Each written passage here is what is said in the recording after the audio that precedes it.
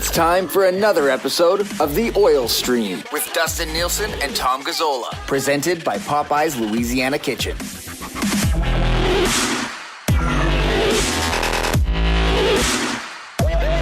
Hey, happy Wednesday, everybody. How are you? It's The Oil Stream, Nielsen and Gazzola with you. It's always presented to you by Popeye's Louisiana Kitchen, now open in St. Albert. Just another place that you can go get a Popeye's delicious chicken sandwich all over the city and now out in St. Albert as well. Get those juicy nugs as well. Tommy, what's up, buddy? Not much, pal.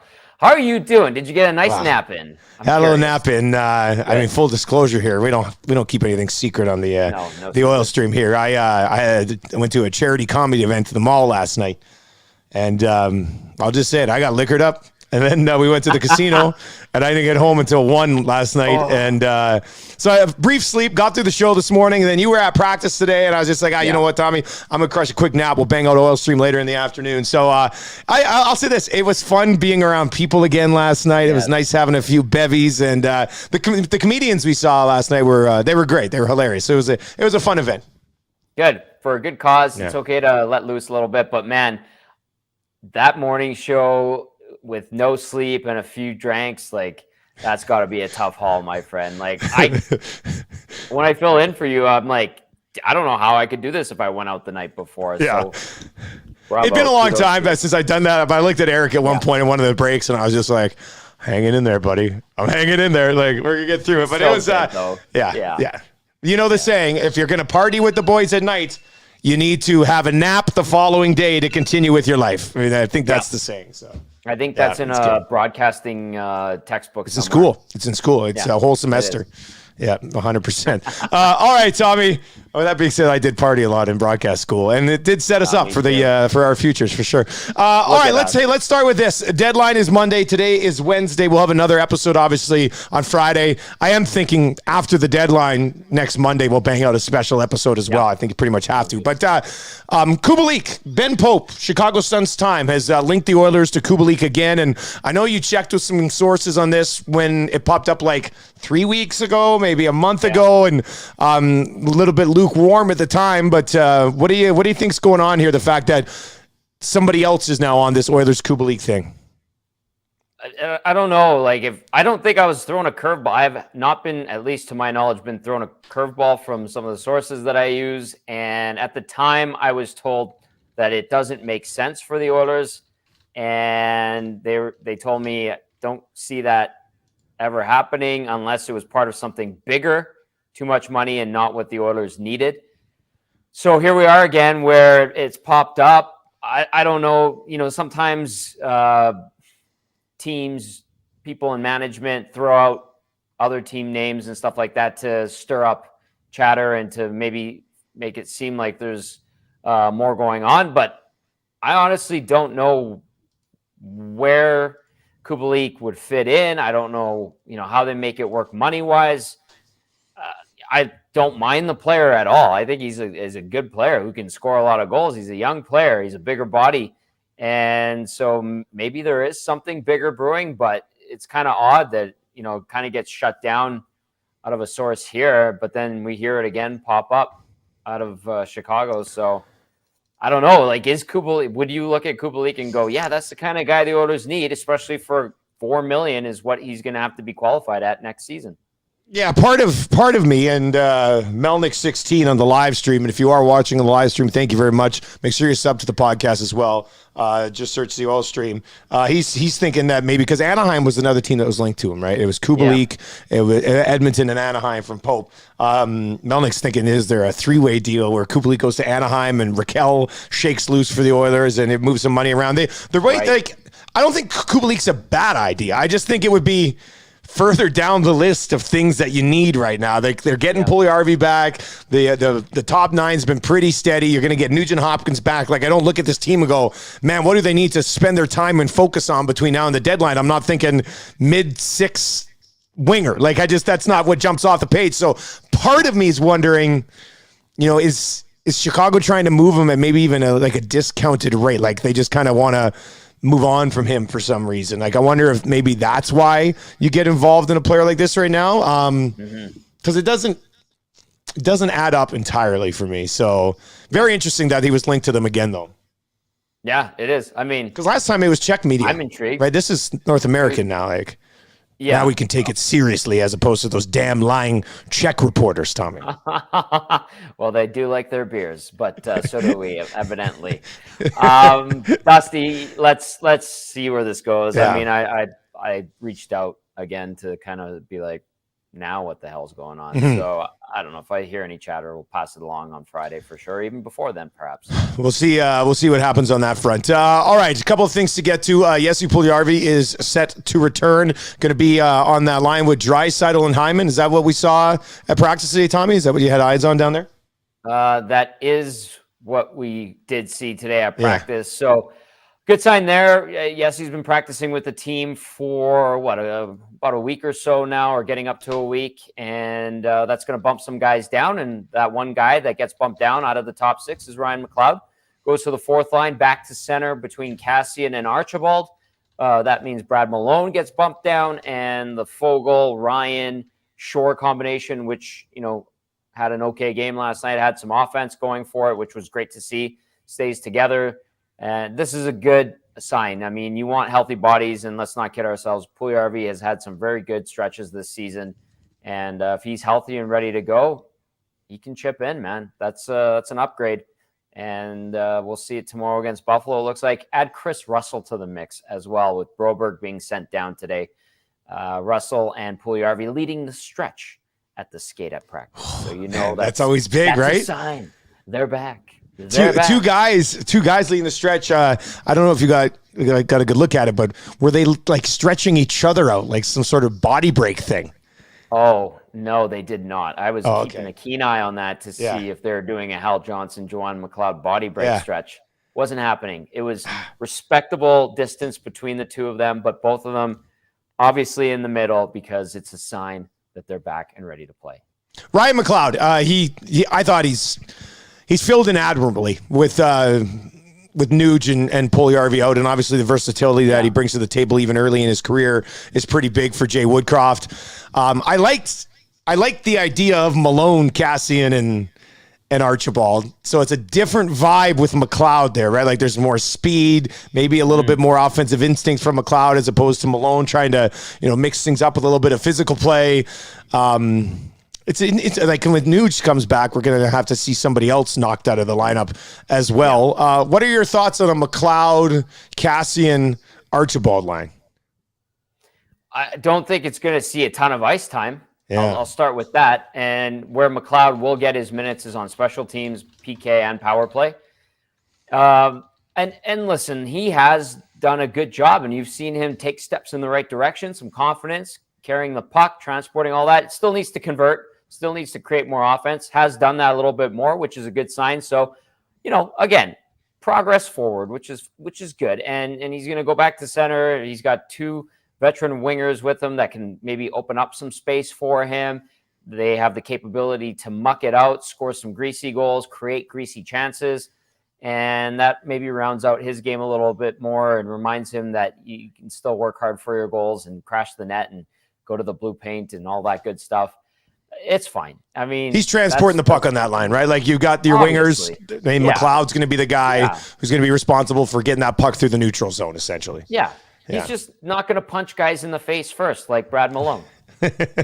I'm interested to see, like 2 weeks from now, healthy lineup, what they look like, what that group's going to be like down the stretch. We've got some questions that we're going to get to that have come in on Twitter. We'll certainly get to those. I don't want to step on your toes with the Ken Morrison Remax question of the day, so let's dive into that one right now, and then we'll come back around to a few things after. It's your Ken Morrison Remax question of the day. He's been a realtor for 20 years. He's a top-end realtor with Remax in this city for a long time now. He's your guy. If you're buying or selling, go check him out. He's our guy. He's your guy. KenRMorrison.com. Give him a call, 780-993-4815. Tommy, what do you got today, buddy? All right. The Ken Morrison Remax question of the day is this. Do you see Mike Smith's name on the list of our rundown today on the show? Mike Smith getting the start against the Buffalo Sabres tomorrow night. Dusty, if it doesn't go well, could that be Mike Smith's last start of the season? And if it doesn't go well, do you immediately call up Stuart Skinner and say, we cannot mess around anymore, especially considering what we saw from Mikko Koskinen last night against Detroit. I'm not saying it's on Koskinen. I'm just saying. These are the wavelengths that we're on here, Tommy, because if we didn't go to the Ken Morrison Remax question of the day, I was pretty much going to ask you the exact same thing about Smith. And I was just like, I bet you this is where Tommy's going, which does make sense. If Mike Smith comes out, takes a loss tomorrow, has a save percentage of .850, lets in a couple of weak goals, in my opinion, that should be it. Should be it, yes. Because how much longer, being in the position that you're in, can you go, well, let's give Mike Smith another start. Maybe this is the one where he gets it figured out. And look, I still, like, maybe I'm a fool for thinking this, but I don't think he'll be a train wreck tomorrow night. Like, Mike Smith has to have a start in him somewhere here, because he's got to know that, at any moment now, you've got this guy who's a bigger part of the future moving forward. He's better than you already. He's a guy that could at least be reliable for them between the pipes, and you haven't been able to do that for this team so far this season. So, I mean, if he comes out and shits the bed against the Sabres on Thursday, then yeah, I would think it'd be his last one. But I don't think the team sees it that way. I think as an organization, they're like, you know what, he'll get the next one. Like, that might be. No, I don't. I don't think it would be his final start, even though many people would think that it should be and want it to be. I don't think it would be.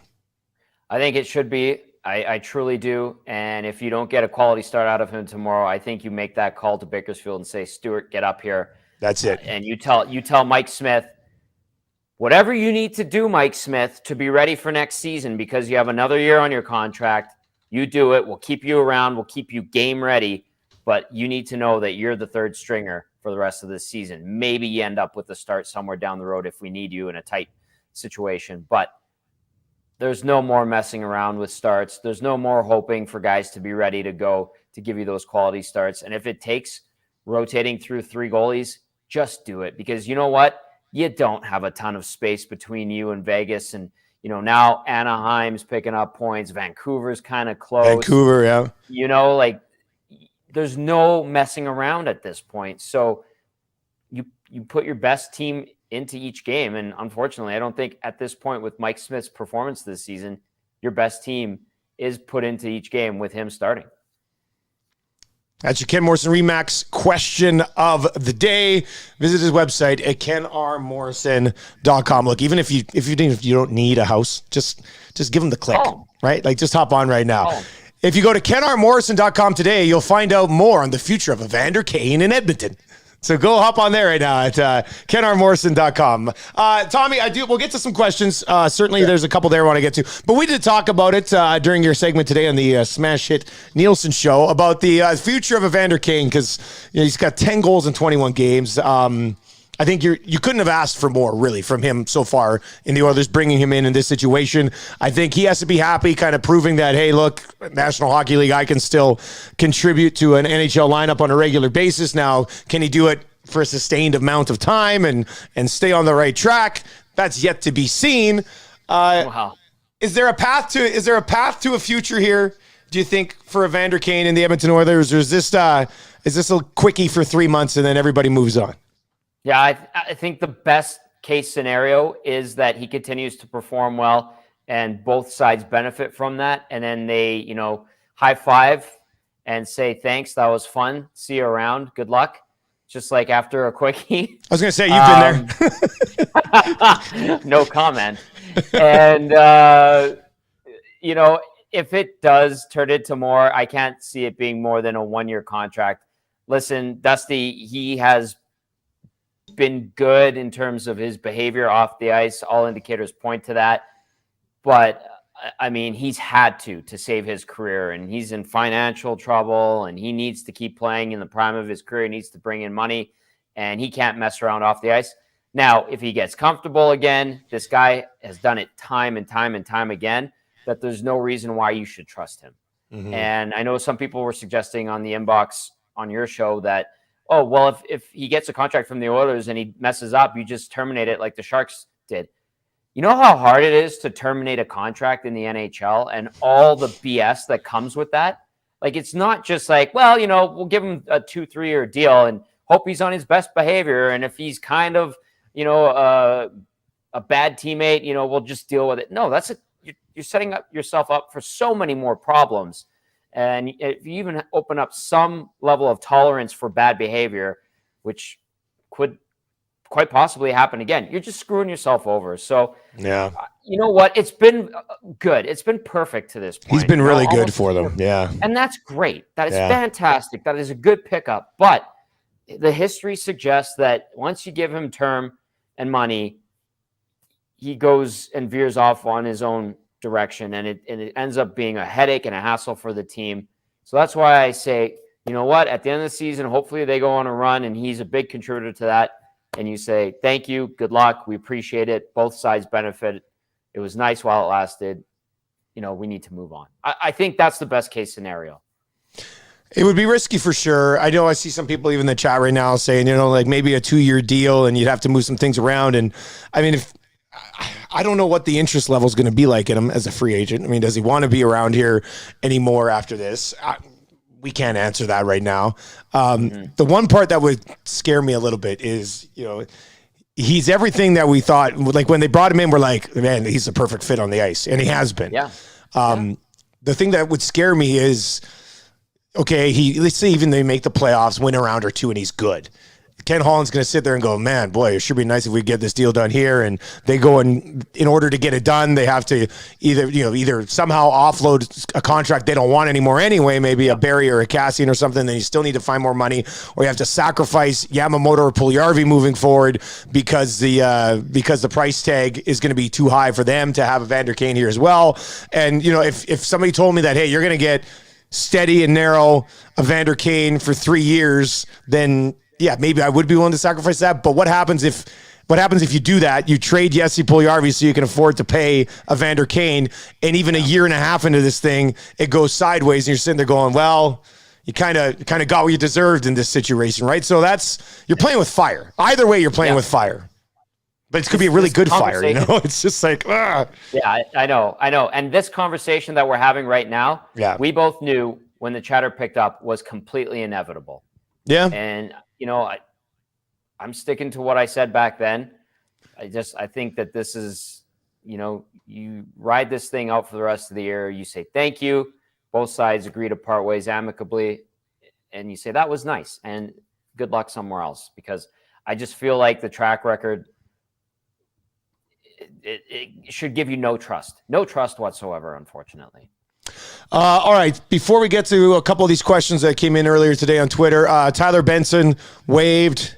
Does anybody claim him, Tommy? I don't think so. Yeah. Everybody kind of has their own tweeners, right? Yeah, there's been guys that have been regular NHLers that have put up more numbers, been more effective, put on waivers and not claimed, and some guys put on waivers and claimed and already end up back in the minors anyway. I just don't see him being picked up.